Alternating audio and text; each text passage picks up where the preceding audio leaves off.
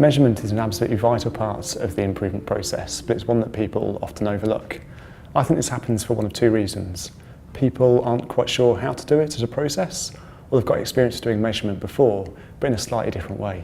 So let's explore the first of those things. What other types of measurement are there?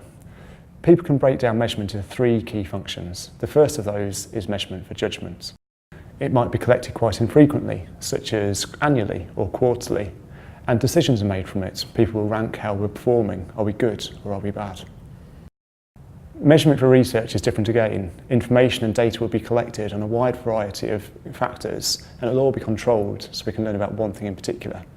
This might be to learn if one drug works better than a different drug, and we're trying to prove or disprove a hypothesis. Measurement for improvement is different. It collects and uses data in a way that feels new and odd at first, but that's because we're using it in a new and different way. This is where we're collecting data over a period of time, and it relates to something of interest that we're trying to improve, such as how a service works, or a problem we're trying to fix. We'll collect data frequently, and we'll collect a small amount of data. So we might do it every day, or every week, or every fortnight. We won't collect all the data, but we'll collect just enough so that we can learn about what's changing in our system.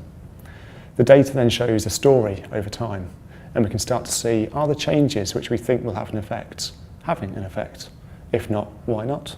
And if they are, how can we do more of them and make sure it sustains?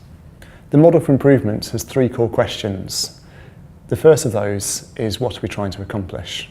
And that's having clarity on what's our goal, what's our aim. How will we know we've got to where we want to be? What's good look like? Once we've had that discussion, we can start to think about what measures will let us know if we're working towards our aim. And that's the second question in the model for improvement. How can we tell a change is an improvement? Sometimes that will be through stories and qualitative information, but a lot of the time it's through collecting data, numbers, to say, are we moving towards our goal? And the third question in the model for improvement is, what changes can we make that will result in improvement?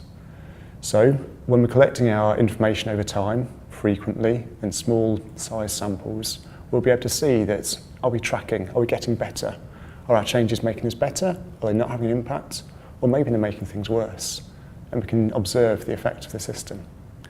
All of that is tested through using PDSA cycles iteratively that link from one to the next. If we do something once, it might have a small effect on our outcome, or it might be such a small PDSA we won't see it changing our measures, but we can test it small before we start going a bit bigger in the next PDSA cycle.